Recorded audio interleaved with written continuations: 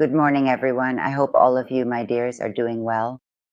Today, I'm here with a new video, especially for this time when we have the new moon in Scorpio.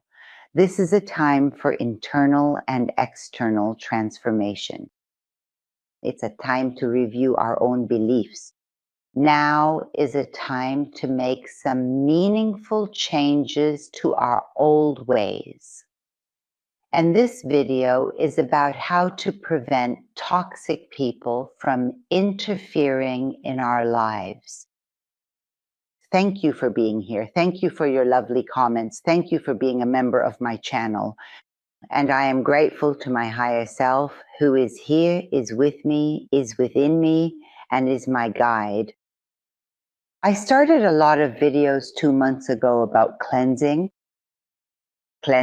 our inner selves, because on March 21st, we must make major transformations in our lives, both internally and externally.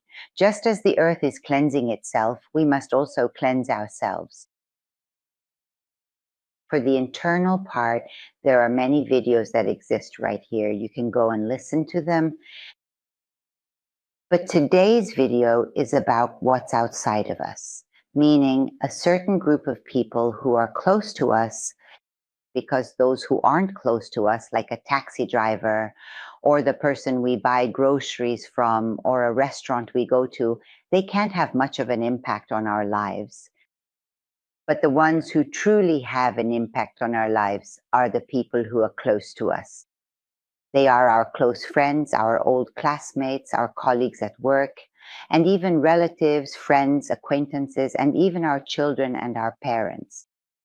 In any case, within the family, in the circles we socialize in those groups where we go to parties, host, and are guests, there are some people who, for my current energy and frequency, just don't work anymore. It's possible that perhaps two people were in the same school together at 7 years old in the same classroom. Maybe they grew up together beautifully and they're actually very close. Or perhaps it's two sisters or a sister and brother. But now, because each person takes a unique and different path in life and gives off their own distinct energy, that frequency needs to match the vibrational frequency of the person I feel comfortable with. Sometimes most of the time now. We don't sing together anymore. And now, due to the recent and significant changes that have happened on Earth, we feel a lot of vibrations, sensations, and subtle energies, and we can no longer be like we were before in the past. It hurts us deeply, affecting us on many levels. And I am absolutely sure that all of you, each and every one of you, have had these kinds of experiences in your own lives. And if someone, for any reason, does not feel or notice these changes, they should know, they should be aware that they need a lot of cleansing, purification, and inner work. Because if the chakras are active, open, and balanced, you can take all of this, all of these changes very easily without much difficulty. You can read people, understand their intentions, and sense their energies very easily, almost effortlessly. What they say behind their actions, their true intentions, is like a movie screen, clear and visible. And we prove, we demonstrate that people who are toxic, negative, or harmful have not changed from the past, from before, and have even gotten worse, deteriorated further. That is, they have not helped themselves, supported their own growth, or made any positive changes in any way. They are constantly going down, declining, either through the spiritual door, the path of the spirit, or the physical door, the path of the body. They become sicker, more ill, and more unstable, unbalanced. They have a greater, deeper spiritual need to depend on others, to control others, or to be the victim, to play the victim role. And this is for others, for those who are raising their soul vibrations, elevating their consciousness, and their frequency is no longer accepting, no longer resonating with this lower frequency. and it is not acceptable. It produces a certain amount of annoyance and thorny energy. Now, what is the rational and correct path for a conscious person? It's not that he fights and ends it, but that he takes control of the relationship, because previously the other person was in control and this person was compromising. Compromising means that he's getting along with it, adapting to the situation as best as he can. Okay, now we'll pass, we won't see it, we'll move on from this moment. But now, when we're really going to the fifth grade, when we're truly advancing to this new stage in our lives, it's difficult to still challenge or get involved with these old relationships, these connections that have been with us for so long. It's a highway that we're on, a fast moving road of life, and they're stopping us, they're tormenting us, they're making things harder for us than they need to be. That's why the best way, the most effective approach is that my advice now is that we take control of the relationship. That is, create a distance, not cut it off completely, but just put some space between us. If there was a phone call every day, if there was socializing every day, if there was a meal together every day, these things would distance him, would help to create that necessary space. Slowly, you're putting your life aside a little bit, making room for yourself, for your own needs and growth. You limit it a little bit, you set some boundaries, you draw some lines, and you declare very easily that you love them, because these are all the people we love, the people who have been important to us. These are all the people we grew up with, the ones who have been by our side through thick and thin. We call them friends, we call them family, we give them these important titles because they matter to us. In my opinion, the best thing to do is to declare that I love you, but I don't like the way you act, the way you behave towards me, the way you're with me. You act like you're underestimating me or questioning what they're saying and thinking that I don't understand or don't comprehend what's going on. I can't accept this anymore. I can't tolerate being treated this way. So either you change your actions, change your behavior to the point of being rude to me, or you continue as you are. Whatever you want to do with others, it doesn't matter, but you have to be honest with me. You have to show me your true self. And when I see honesty in you, when I see that you are being genuine, our relationship model is completely different. It transforms into something better. So I don't like your actions, not that I don't like you as a person. And this move, this step, will make the other person either hit you or leave because he doesn't like it at all and is not willing to change himself and is still in a state of lying to himself and doesn't do anything to correct himself. So I'm the one who wants to bring him up, who wants to help him grow. I want to correct him. I want to tell him to suffer less, to experience less pain. My responsibility has been here so far, up to this point. If he doesn't want it, I won't be a girl anymore. I won't continue in this role. Or there will be a gap for a while, a period of distance, and the other person will think to himself, oh, I lost this, I sued this, I don't want to see him anymore, so and so is from me. I'm also annoyed with these people who are always talking to me aggressively, always having problems, not being kind, not respecting them, always being angry, always complaining. And this is what makes me come to my senses. And this is what has been going on for so long. This is the reality that has persisted. And now it's time for change, for growth, for setting boundaries and taking care of ourselves. This is the aspect that Scorpio needs to come out of the ground and catch fire and burn and then become a Capricorn. So we leave them alone to find their own solutions. And when they come back to us and are honest and say, yes, I made a mistake in this or that, or I would like to be with you now, then that's when you can solve an infinitely beautiful relationship with the person you're having a problem with or who is having a problem with you. I've written a series of people here that I'd like to talk about.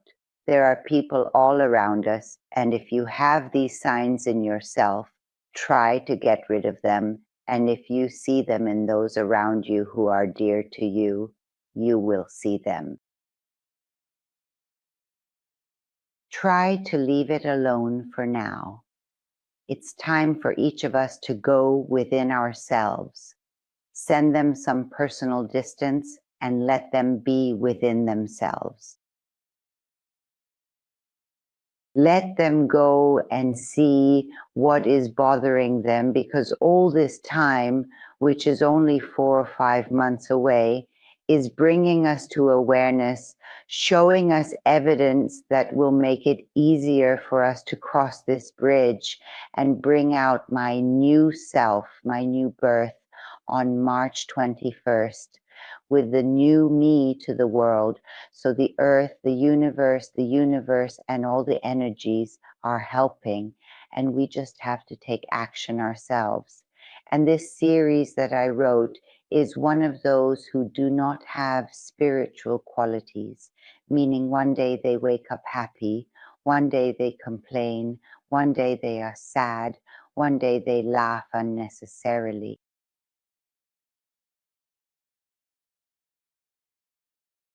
His mood shifts unexpectedly, and you really don't know what exactly happened to cause or trigger this change in his mood. There is another group that is depressed, meaning we feel the energy from within you, this lady or this gentleman. He has a kind of depression with him. He doesn't have the joy and happiness of a truly happy child. He doesn't have the kind of personality that comes into a place and brings good energy with him. Even when he laughs, even when he says Jack, even when he's happy, there's a kind of darkness behind him. There's a kind of darkness in his energy. There's a kind of darkness in all his energy and in his words. People who are kind without direction, they're intense and they're making you happy. They jump out of their seats with just one word. They're angry. You feel like this person might explode right now. They're throwing things at the table. They're yelling. They're talking violently. They're aggressive. Excuse me. Those who possess a victim mentality. This was done to me. This actually happened to me. I lost this particular thing. This was truly done to me. It's almost as if it hasn't really happened to any of us. For example, a woman who has lost her 95-year-old husband starts saying, I lost my husband. Well, there's another woman who has accepted this as well. Was that person really supposed to live forever, to never die? Or I don't know, for example, I lost my little brother, but she doesn't talk about it everywhere she goes.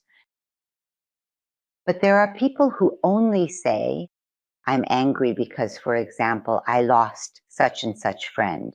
And we have all lost our dear friends. We've lost children. We've lost parents. We've lost siblings. But even with all that loss, that's no reason to go and lash out at everyone and say, you have to be considerate of me because, for example, I lost so and so, or I lost such and such job, or I'm not happy in my marriage, or I'm in pain. Well, all of these have reasons. Or, for example, someone might say, I have 2 little kids and I'm feeling very overwhelmed. We've all raised children. We've all had jobs. We all have struggles in life. There's really no one who can truly say, nothing ever happens in my life. Then that person is no longer alive. But the art of life is, as I always say, for us to be skilled dancers, for us to know that with the highs and lows of the music of the universe, how to take our steps, how to dance, how to perform a 2-person tango, and then in a group be able to be good dancers. For me to sit around and complain about everyone and say, so and so didn't do this for me, This person didn't pay attention to me. I need affection. They didn't treat me this way. What did you do yourself? How much did you invest in those people? These people right now, at this time when we are undergoing a spiritual ascension, are extremely toxic to have around us, meaning they constantly need attention. Do they constantly need to be praised? Do they need you to listen to them all the time? They sit there quietly and they slowly suck your energy, drain your motivation, hurt you, and drag you down, pulling you lower while I'm running. I'm running because in my mind, I'm flying. We separate into two groups. There are those who are going up, the lighter ones who fly, and the group that is getting heavier, weighed down, stays at the door. They live in the pain and suffering of the past, and this burden weighs them down. As a result, they get mental illnesses. As a result, they take more medication. As a result, they get physical illnesses, and they expect others to come down here and pay attention to them. There is another group that, specifically in this context, they don't really pay much attention to those around them at all. And if they have a problem with others, they just sit there quietly looking at their flaws, but they don't appear to notice any flaws in themselves. These are people who have completely separated themselves, and all they do is criticize others. There are also those. Usually, these people genuinely want to know absolutely everything about you. They are interested in every little detail about your life. However, if you ask them about their own lives, they typically won't give you any information at all. This is one of those particular personalities that Samia wants to know about you, and understanding them can be important. Part of it is about control, like, I know all this about you, but he doesn't give any information about himself. And if you ask him directly about a very private matter, he changes everything. He gives you the amount of information you want to know, but he allows himself to be aware of your most private words, your most private relationship issues, and all of this. And there's a kind of prying behind him that goes so far that they don't believe you. You say, for example, I do this, but he doesn't give you any more information until you understand whether you're telling the truth or not. Do you usually use this cream on your face or not? Do you perhaps drink this soda or not? They are constantly in a state of uncertainty and doubt, and constantly and carefully gathering information. And whatever they admire in someone, they immediately ask questions about it. They even take a picture to make sure they have it. And the things they don't admire, they magnify them so much. For example, so and so's body is so ugly. So and so's hair is so ugly. So and so's nose is so big. Their mind is constantly working on these things, meaning they'll sit in a social setting in a restaurant and just evaluate others. And they even claim, I'm just being observant. Observant of what? Is your life about paying attention to someone's butt? In the 12 hours that we are fully awake and alert each day, what are you really looking at for yourself? How much are you actually adding to your own knowledge? You're just constantly judging others, from how they eat to how they behave, everything. And then you even try to lecture them. But if for the 12 hours that I'm out in society, I try to focus on myself, to look at my own actions, that's when I'm truly contributing a useful person to society, not introducing a potentially harmful person to society. Then there's another group of people who seem to know absolutely everything. Whatever topic you talk about, no matter what subject you bring up, they always say, I've seen that, I've read that, I knew that 20 years ago. I know everything you're talking about. I've been to all the places you've been. I've done all the things you've done. And honestly, it's all old news to me. So, what's the outcome of all these things this person supposedly knew before us? Why are they the way they are? If you've really been to all those places and seen all those things, then you didn't get it. Either you're lying or you just didn't understand. Today, I don't need to hang my documents on me or announce everywhere I go where I went, what I saw, which classes I took, which books I read. This business card of mine, what I am now, shows the amount of understanding and intelligence of a person. He may not have taken any classes or gone anywhere, but he has his understanding and intelligence worked on within himself. When we are born, we are not born with understanding and intelligence, but we learn. And if one person says, I have been to 1,000 other places, the places you have gone are worth more than that, then this business card you are showing me is a suffering, sensitive, demanding person. Narcissist. What did you learn there? There are, in fact, other people who actually enter wherever they go. They start talking about their pain, either physical pain or mental pain. When we go to a party, when we're having fun, we don't go to a psychologist. We just sit there and let you pour everything out on me and show yourself as a victim. We'll go on dates and go out together because we want to forget. You want to laugh together, to share those moments. We can hurt each other sometimes, even though we care about each other, but that's sometimes someone thinks they're actually a psychologist, and when you come to talk to them, they really don't listen to you at all. They just want you to be quiet. That he starts talking about himself because either he doesn't have anyone to listen to him or it's become so much that he needs to get out. We shouldn't use our friendship simply as a way to visit the psychiatrist. True friendship is like a relaxing vacation. You take a step, then I take a step. I laugh, you laugh, you laugh, I smile, and together we leave. This vacation brings real joy and happiness to both of us.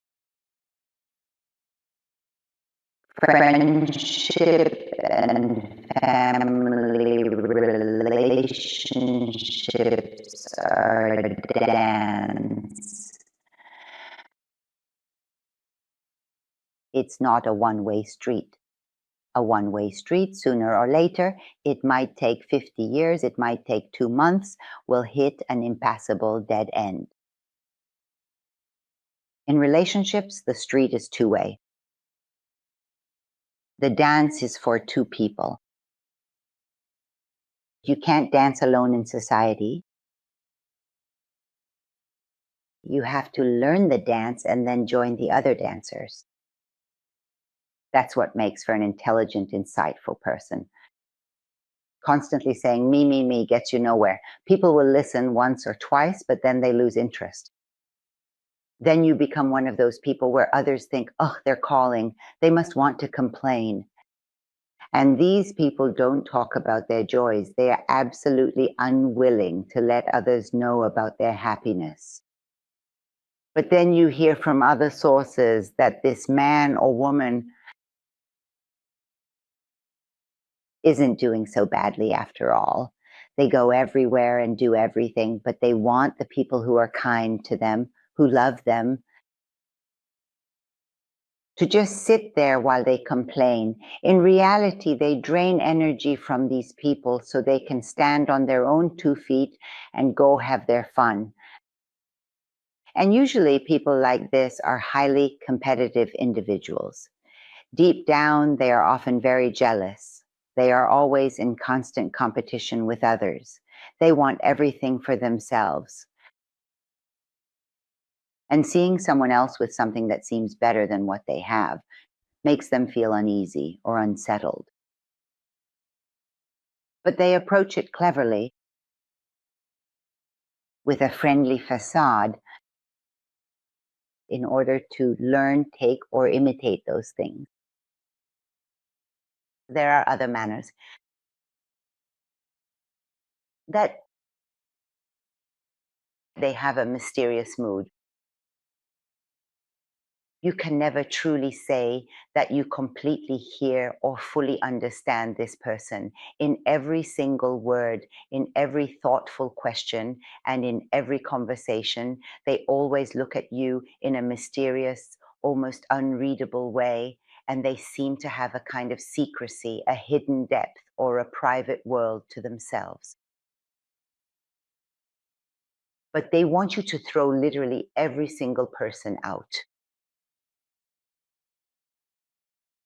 These are also the people who next year, when the vibrations go up, I am going to make this list and talk about them so that if there is a gap in your life, when you are strengthening yourself, it is just as if you are going to a gym and working on strengthening your body. What do they often say or discuss on the internet? That when you're building muscle while you are lifting weights,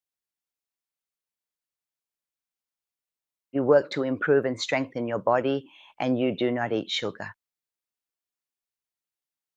Don't smoke, don't drink, and don't use drugs, because these things will take action for you, making decisions on your behalf.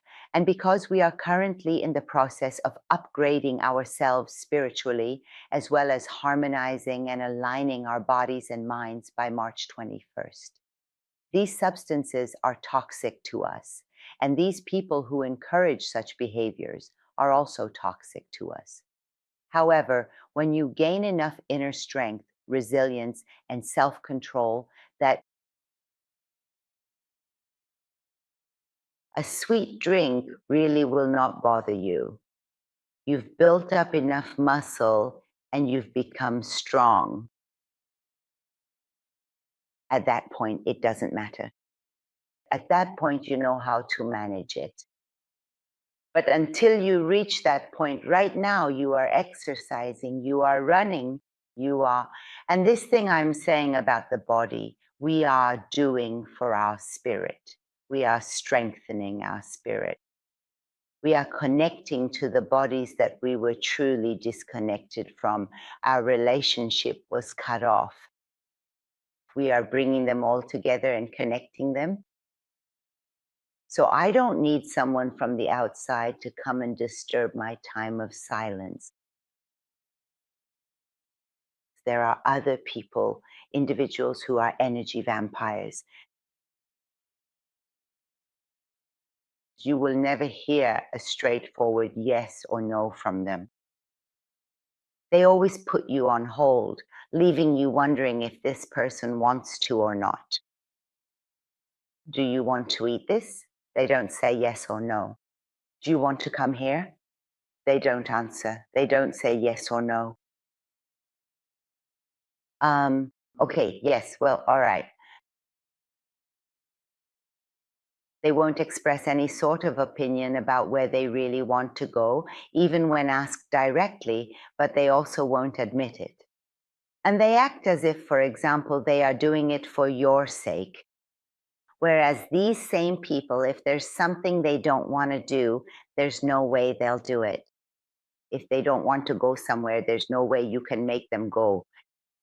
But in cases where they don't know what the future of that situation will be, or when they always play the victim, you invite them and then they tell other people, I'm being forced to go. I don't want to go at all. They throw a party, warmly invite everyone, but they tell another group of people, I'm not in the mood at all right now. I'm actually sick. I don't even want to be at the party. In other words, they don't make it explicitly clear to you, the listener, where they themselves stand. These people are the kind who wait. If things turn out well, they'll say, I did it for your sake. If it turns out badly, they point the finger at you. I wasn't happy with it from the start. I never wanted to come. I never wanted to do this in the first place. And they see this as a kind of clever move, something they do somewhat regularly. It's become a regular habit for them. On the other hand, an honest person is completely straightforward with their close friend, their father, their mother, their child, their brother, and their sister. They're absolutely honest. Everyone knows that they really do not like a certain thing. They simply do not like a certain place. For example, they might say, I don't like that restaurant. I don't like that food. They make it very clear to everyone. They are past the point of being polite or holding back their true feelings. They won't give you a yes or a no. And you're left wondering if they want to or not. So be careful of this type of person too. I've learned now to stop and say, I need to hear a yes or a no. I don't want to hear whatever you say. That whatever you say doesn't come from weakness. It's about letting you take the initiative and lead, letting you be in control of the situation so they can play the victim later.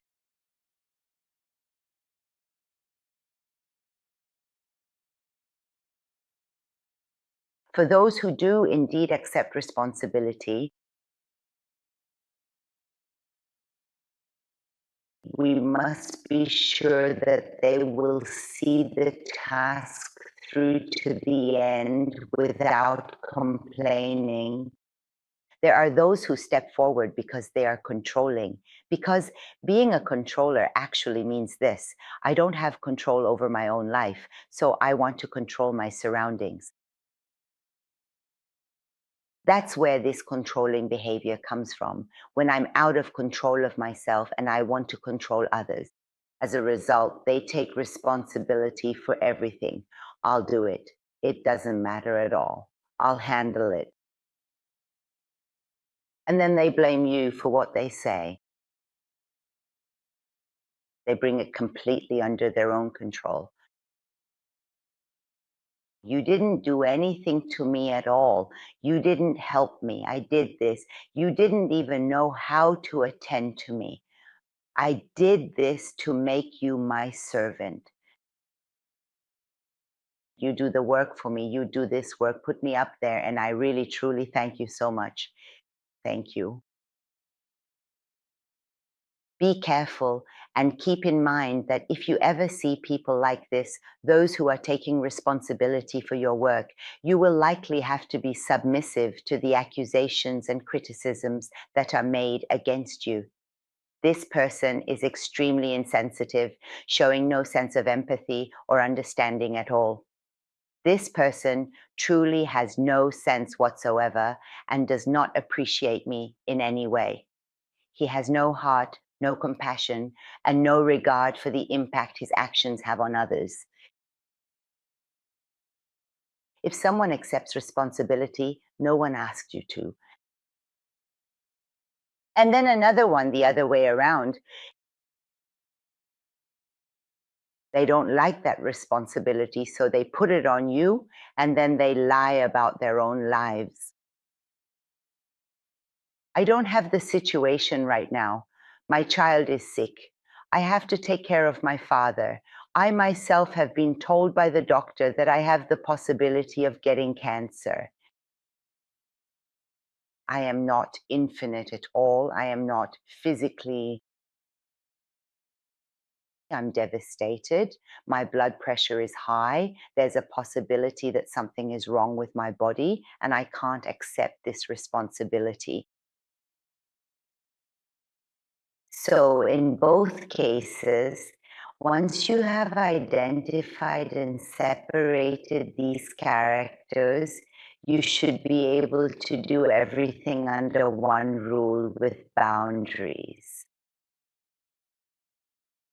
Another saying that I've always heard is, I'm the very best at this job.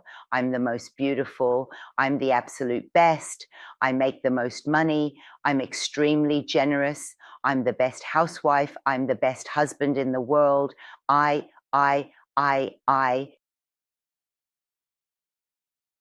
And it's interesting that the children of these narcissists are always the best. Other children have flaws, but a narcissistic child is not at all flawed.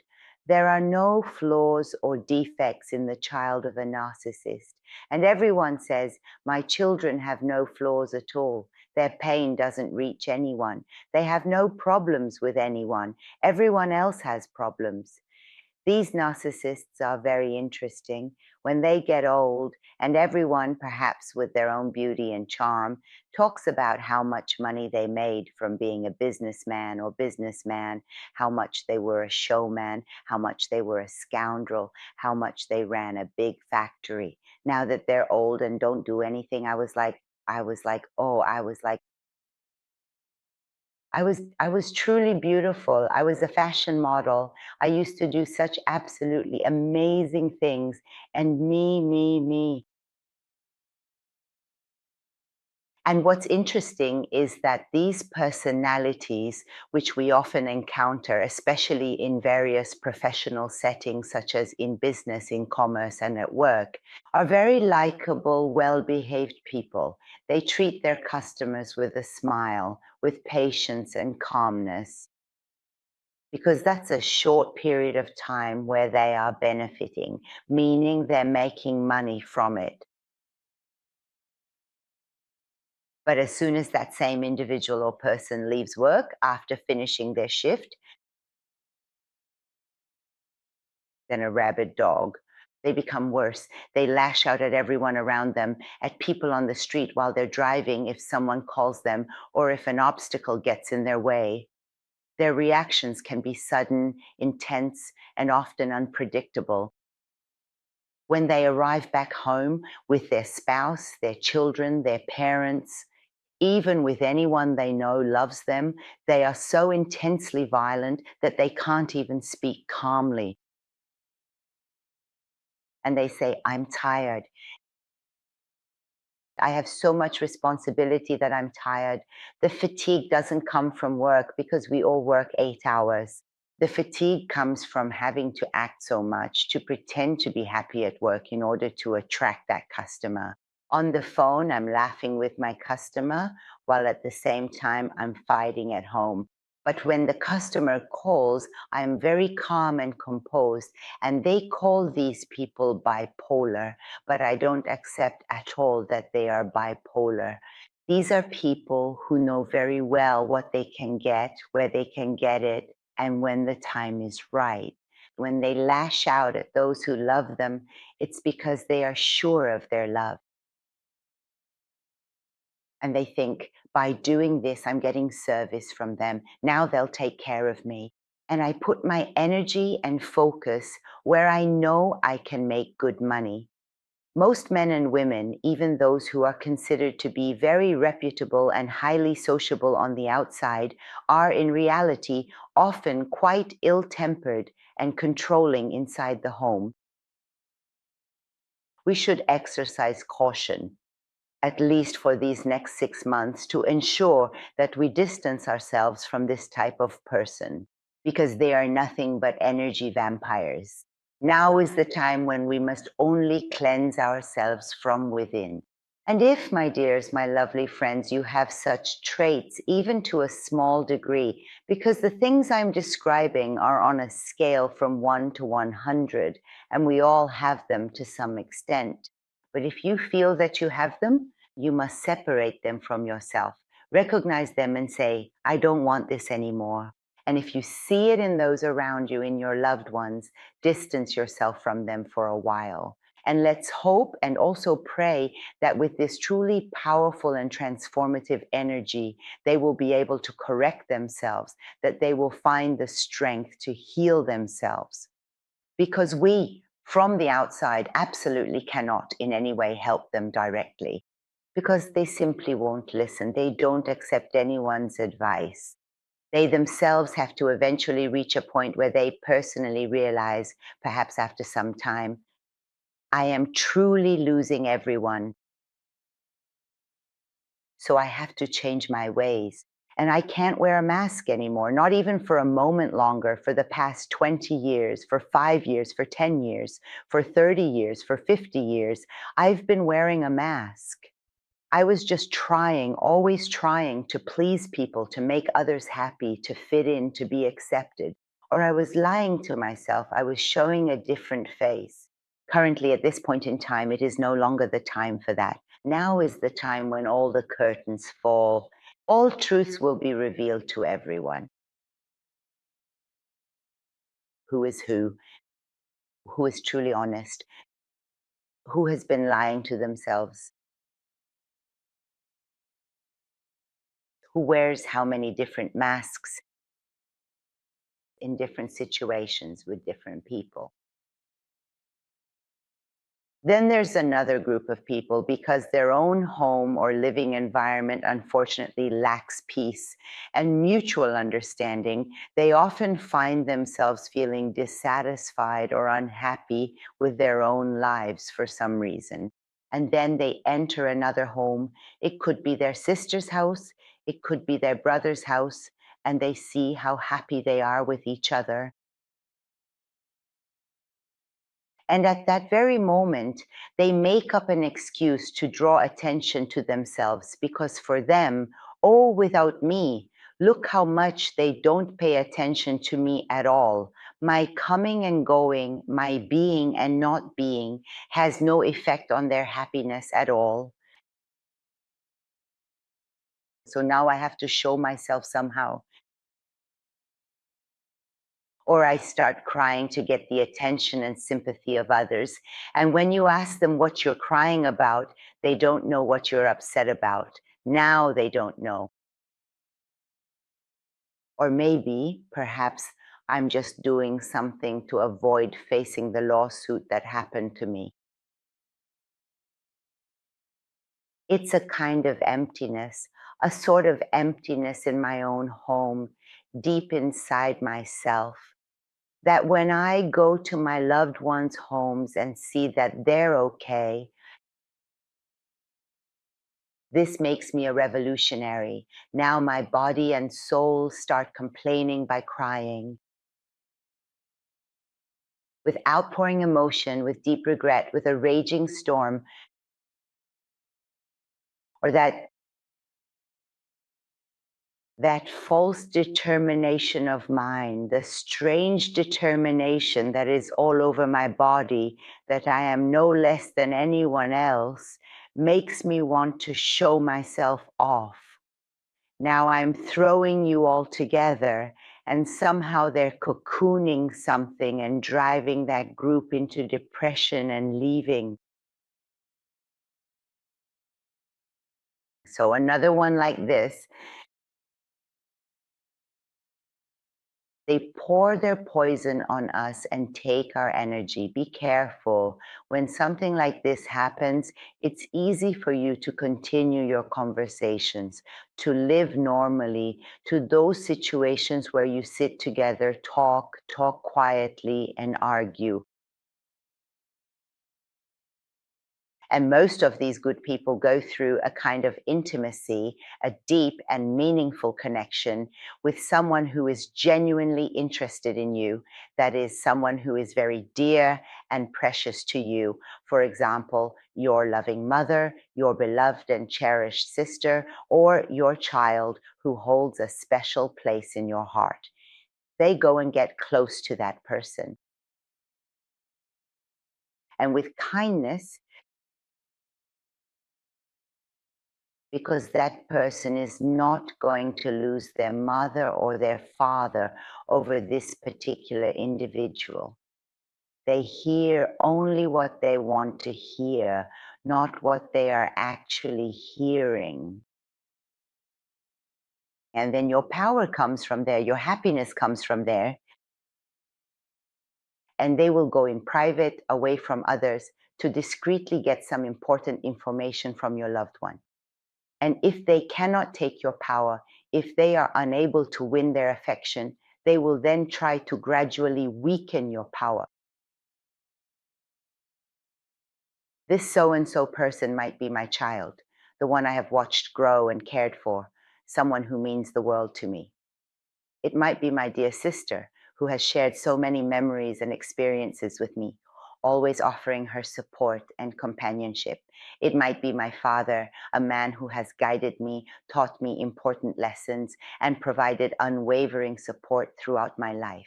It could be someone I truly understand and love.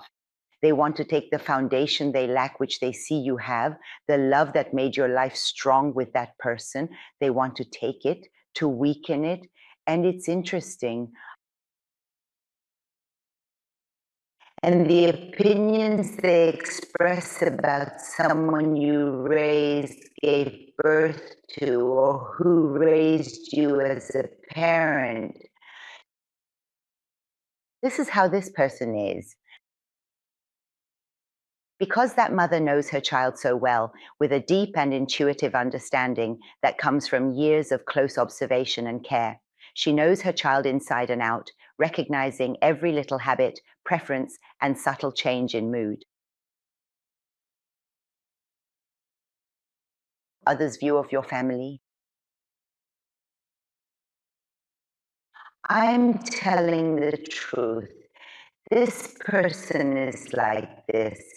Their personality is like this.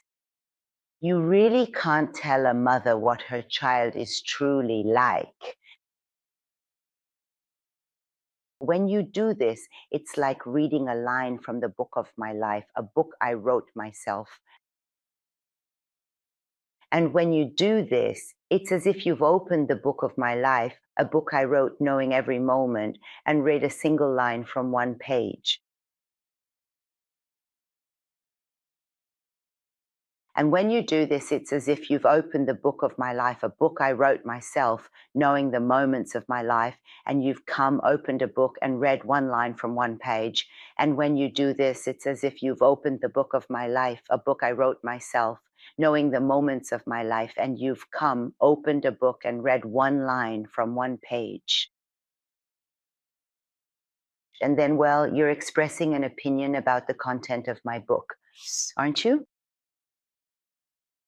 Which is about my family members, the people who are closest to me, people with whom we had no difficulties or issues before you. And we still don't.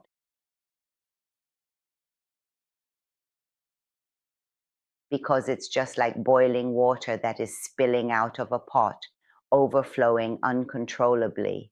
They are now revealing themselves. They no longer have the ability or the power to contain themselves as the earth's frequency gradually rises.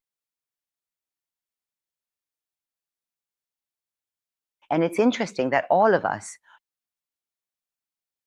you meet someone, and at the very first glance, you sense a certain mysteriousness in them, a subtle quality that you can't quite define. You see jealousy, you see competitiveness, and poison years and years of our own lives. but I thought, well, I can change them. In your very first encounter, especially at the significant moment when you are about to marry a man or a woman,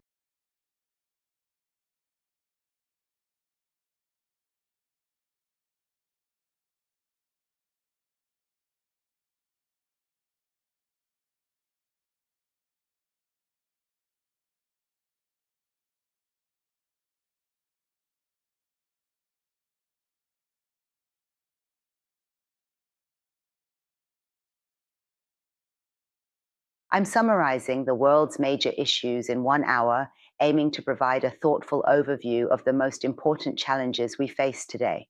My hope is that by the end of this presentation, I can clearly and effectively get my point across, helping everyone understand the significance of these problems and why they matter to us all.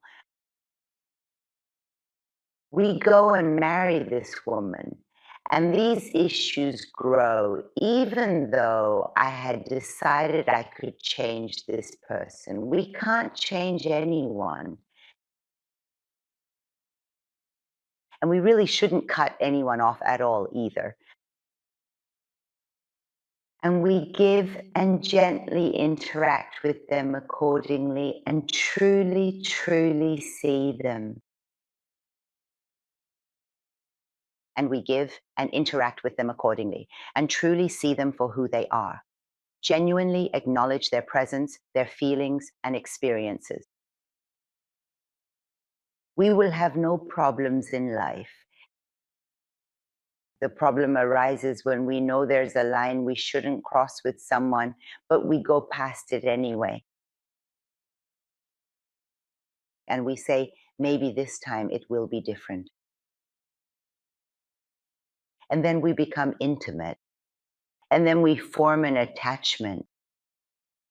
And then we stay with the wrong choice we made, or with that large amount of liquid that we carefully poured into this person's cup. My dears, if we learn to set personal boundaries for ourselves and maintain only, say, 10 people, those who have proven themselves in every respect inside our circle of trust, and maybe 3 or 4 friends around us that if we need to have a heart to heart, we can talk to them comfortably and without judgment. That's enough for our entire lives. And we should consider everyone else an acquaintance, as someone I see maybe once or twice a year, as someone who, whenever we say hello and spend an hour together, I try to be in a good mood so we can have a pleasant time and share positive things with each other. We're the ones who break our own boundaries. We often chase after an ideal, and perhaps chasing these ideals in the wrong places with the wrong people often leads us to despair and emotional breakdowns. I hope that in this short time, I've been able to convey a little about the importance of being mindful of the current cleansing period, which lasts until March 21st. If you have these kinds of toxic people around you, don't cut them off, don't start a fight, but rather take care of yourself and prioritize your own well-being. Don't open the door so wide that you end up getting emotionally hurt. Right now is the time to strengthen the self in relation to my 6 bodies. And I won't allow anyone to come and dump their garbage on me. When I want to open my heart, I really do it with someone I truly dance well with, because that is when I feel most comfortable. Wishing you all the best. Our time is up. I hope that in the next video we can explore this topic in more detail. Wishing you all the best. Have a wonderful day, and may your nights be peaceful. I send my love to each and every one of you.